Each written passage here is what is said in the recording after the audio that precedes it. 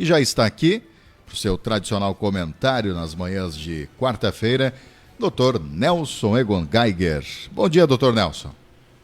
Bom dia, doutor Eduardo. Bom dia a todas as pessoas que estão atentas no nosso grande portal Clique Camaquã.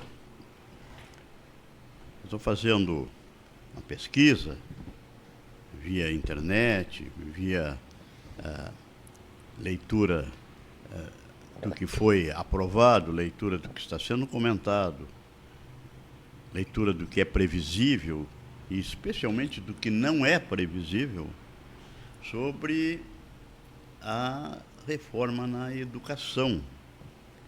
Isto é muito importante. Nós não podemos deixar que aconteça uma reforma que vá permitir que os nossos filhos e netos, e falo em neto, porque tem um emprestado sim, mas recém-nascido no sábado, nós não podemos deixar que as crianças vá para a escola para sofrer lavagem cerebral. Método indiscutivelmente utilizado e buscado pela esquerda esquizofrênica que ainda existe em alguns lugares do mundo e, para lamento nosso, infelizmente, no nosso país. Eu já falei aqui algumas vezes, já trouxe, já mostrei, li o livro chamado A Década Perdida. Esse livro analisa 10 dos 14 anos do primeiro período em que o PT esteve no governo do Brasil. O autor do livro, já falei aqui, no passado, em algumas outras oportunidades, algum tempo atrás, é o jornalista Marco Antônio Villa. Na verdade, ele não é jornalista. Ele é professor universitário, historiador, formado em sociologia, foi colaborador pelos seus conhecimentos históricos e conhecimentos de sociologia em diversos jornais do Brasil. O famigerado O Globo, a Folha de São Paulo, o Estado de São Paulo, outros jornais, televisões do Brasil, no momento está afastado, e ele escreveu uma série de livros. Este aqui é A Década Perdida, que eu já disse de que se refere, mas escreveu dois que eu estou em busca. Um sobre o João Goulart, um perfil, Jango, um perfil, para que se analise o perfil daquele que foi nosso presidente entre 1961 a 64, e que foi 2 vezes vice-presidente, foi senador, foi ministro, uma das lideranças que o Brasil já teve, nascido na São Borja dos Presidentes, né? Terra de Getúlio e de Jango. Tem um outro livro escrito por ele, que eu estou na busca, ainda não consegui, prestem atenção, o nome do livro: Mensalão, o julgamento do maior caso de corrupção da história do Brasil. No livro ele analisou o julgamento, que hoje está abafado, que hoje está esquecido, que hoje está relegado pela mídia, especialmente a mídia comprometida, para que ninguém veja, ninguém ouça, ninguém saiba daquilo que ocorreu no passado. Sabem por que estou falando nisso? Porque este é um ano eleitoral. Este é um ano que nós temos eleições municipais. Temos que estar atentos para impedir que essa esquerda esquizofrênica que não governa nenhuma capital de expressão e sem expressão, porque não governa nenhuma capital dos 27 estados brasileiros. Tem algumas esquerdas por aí, mas não diretamente petista. E nós não podemos deixar que isso aconteça de novo. Sabem por quê? Porque isso pode permitir a reestrutura deste desgoverno que nós temos no momento, que ainda está perdido, que ainda não sabe. Aliás, eles nunca sabem o que querem. A única coisa que eles querem é o poder pelo poder. É tomar o poder para depois impor as suas ideias, fazer gato-sapato e ficar o dito pelo não dito. Aí vem com promessas e bobagens aí de querer apenas, ao invés de fazer um país estruturado, que tenha educação, que tenha oportunidades de trabalho, fazerem aí distribuição de Bolsa Família para que o povo fique dependente deles. Essa é a ideia. Olha, a eleição ocorrida em 2002, que assumiu em 2003, naquela ocasião, vejam bem, é o que diz, que analisa no final do livro, que fala, que comenta o autor. Foi uma espécie de conto de fadas. Quer dizer, se pega alguém que não tinha formação intelectual e era um simples operário para fazê-lo dirigente do seu povo. Aí cita, refere, especialmente naquela época, quem fez isso, outros casos.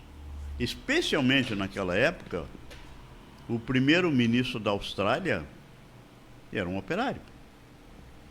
Só que ele era um operário mais qualificado, ele era engenheiro. Naquela época, outros que ocuparam cargos por aí, de grande expressão, através de eleição ou não, e que tinham vindo da classe. Eu não tenho nada contra o operário, vou deixar bem claro aqui. Pelo contrário, sou a favor, defensor, propagador. Também era um homem preparado culturalmente, e esse não era. Então aí se tinha a ideia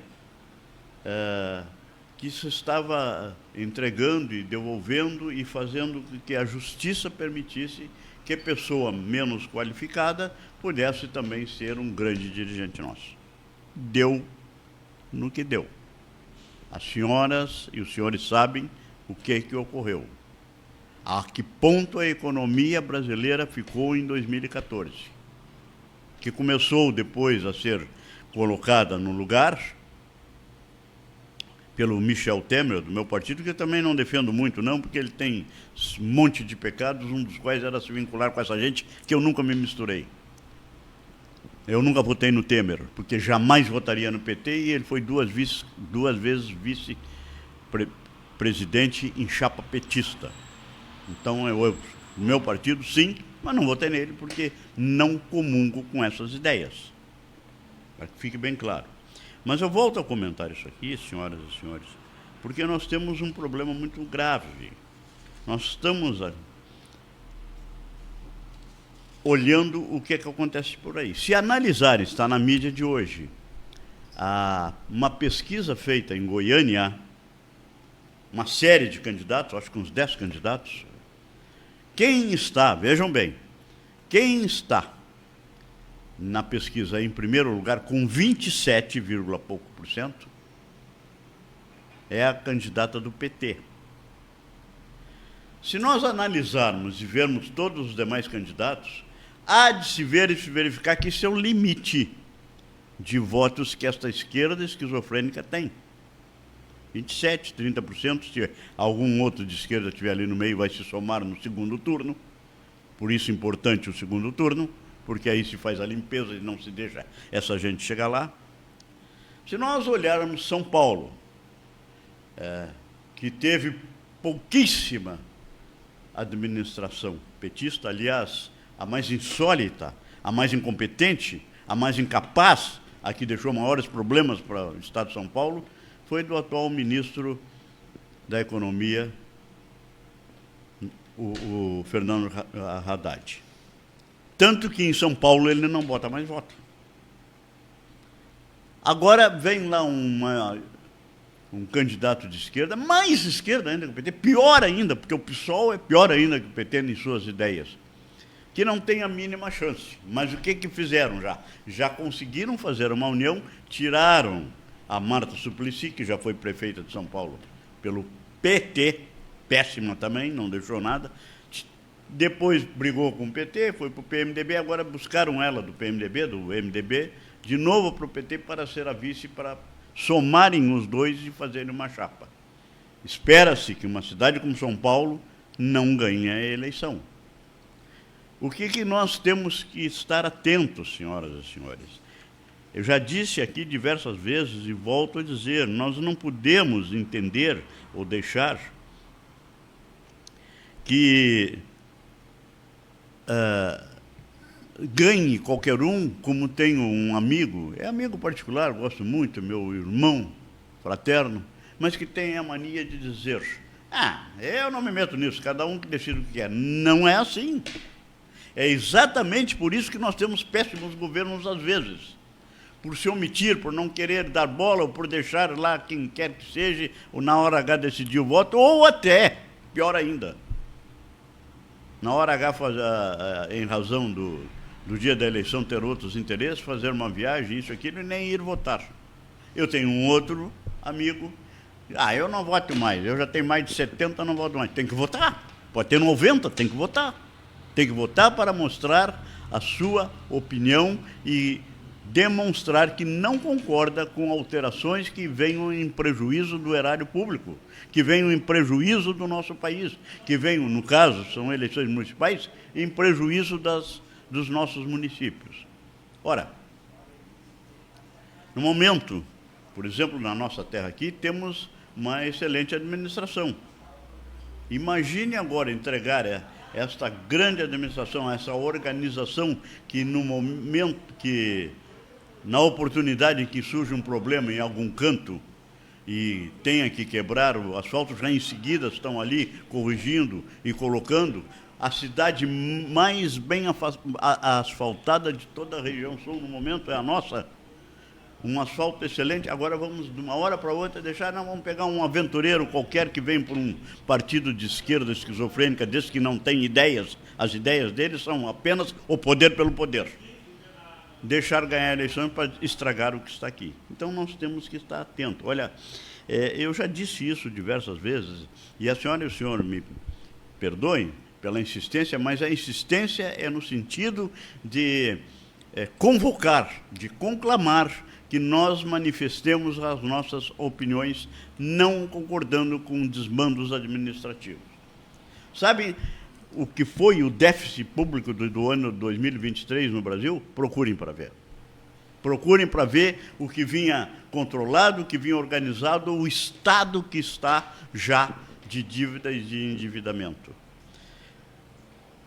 O grande filósofo, 500 anos antes, 600 anos antes de Jesus Cristo, Confúcio, na China, ele deixou um ditado muito interessante, uma mensagem muito interessante. Não tem que pescar e dar o peixe para o homem, tem que ensiná-lo a pescar. Nós não temos que apenas dar benesses, sim, tem que atender as pessoas que estão em necessidade, sim. Temos que atender as pessoas que em determinado momento estão passando mal, sim. Nós, afinal de contas, somos humanos, temos que ter uma grande fraternidade internacional no mundo inteiro, nacional no nosso país, no nosso estado e especialmente nos nossos municípios. Temos que ajudar, sim. Mas não criar apenas, sem motivo nenhum, benesses para que isso faça com que as pessoas fiquem dependendo do governo. Este é o pior mal. Este é exatamente o sistema comunista que vem lá embasado. Já cansei de falar nessas teorias nojentas de Marx, Engels, Lenin, Stalin e outros. Semana passada ainda comentamos aqui do que fizeram na Ucrânia, lá nos anos, vamos fazer quase 100 anos, isso, 90 anos atrás, nos anos 29 e 30, de 1929 a 32, mais precisamente em 32 e 33, matando milhões de pessoas de fome na tentativa de criar a agricultura comum de todos, fazer as fazendas coletivas, a coletividade. Isto não funciona. Aqui no Brasil, quem prega esse tipo de coisa, essas invasões, querendo tirar propriedades que pessoas adquiriram com o seu trabalho, que às vezes receberam de herança porque o pai ou o avô trabalhou a vida inteira e fez um grande patrimônio, o deixou, querer tirar as propriedades das pessoas para assentar lá aquelas pessoas que não têm preparo, não têm projeção, não têm visão para isso, para ficar apenas ali assentado, dependendo de lideranças que são estrategistas, sim, mas de uma estratégia completamente visando a desmobilização popular, a desmobilização do campo, que é o MST. Então, nós estamos aqui, senhoras e senhores, num ano eleitoral. E eu vou, com a permissão evidente do portal Clique, de sua direção, e dentro das regras legais, eu vou fazer sempre aqui o meu chamamento, o meu pronunciamento, para que as senhoras e os senhores saibam onde é que nós estamos. Saiba que nós estamos num momento muito sensível da história do Brasil. Saiba que nós estamos num momento em que não podemos deixar esse desmando administrativo nacional. Que agora, pasmem, a cretinice última, se preocupando por ter passado o ex-presidente de jet ski próximo de uma baleia jubarte.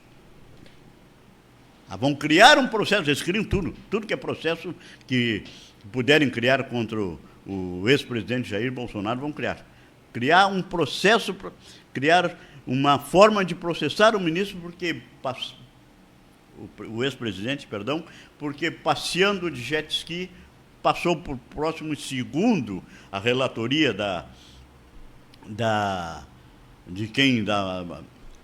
do Ministério Público, da parte ministerial lá que está querendo fazer esse processo, a uns 15 metros de uma baleia, prejudicando a baleia. Vejam bem a que ponto de cretinice nós chegamos. Agora, enquanto aparecem desmandos por aí, aparecem dúvidas, isso e aquilo, envolvendo gente que interessa para esse governicho, aí não se faz nada, aí fica quieto, aí está tudo numa boa, aí a televisão está mentindo, aí é fake news. Agora, quando é qualquer coisa de quem não concorda com eles, aí logo ficam eriçados e querem impor, por força, suas ideias. Para encerrar, foi feito um profundo processo de desmoralização política. E aquele processo de desmoralização política que veio lá do segundo governo da ex-presidente Dilma Rousseff, visava exatamente demonstrar a incapacidade administrativa, o desinteresse de se preocupar com o país como um país independente, e sim o interesse e de se preocupar em colocar nas pessoas que fiquem quietas e que obedeçam às suas ideias desmioladas. E aí alguém disse, olha, acabou, terminaram. Pois eles conseguiram se recuperar, engambelando e chegaram novamente ao governo. Está na hora de nós darmos um basta nisso, ou eles vão estragar o nosso país, como a esquerda tem feito no mundo afora. A China, que estava com uma boa economia, já está tendo problemas. A Rússia já está ameaçando. A Polônia, se pegarem as notícias de hoje, está se preparando com medo de uma guerra com a Rússia. Isso seria Polônia mais Ucrânia, países limítrofes, guerreando com a Rússia, seria o estopim que já não aconteceu em 2022 com a Ucrânia, que pode nos levar a uma guerra mundial e, com isso, terminar definitivamente o mundo. Eu não quero ser nenhum assustador de ninguém, mas olhem o que nós estamos correndo no mundo. Por quê? Porque a esquerda não tem limites do que desfaz. O PT não tinha projeto para o Brasil quando assumiu em 2003. Nunca se interessou em planejar médio e a longo prazo nada. O que possuía era um mero projeto de poder. Esse é o encerramento do livro, do comentário do livro, nem é um livro. De tomar o Estado e transformá-lo numa correia de transmissão para seus interesses partidários. Conseguiu naquela época. Não vamos deixar conseguir de novo. Vamos, nesta eleição municipal, mostrar a todos esses que se vinculam a essa esquerda nojenta, esquizofrênica, perigosa, que só tem similares ali na Venezuela, na Coreia do Norte e em Cuba, onde as populações passam mal. Vamos mostrar que nós não queremos isso. E no Brasil afora, votar contra todos esses partidos que se vinculam a essa esquerda nojenta. Bom dia. Bom dia, doutor Nelson Egon Geiger.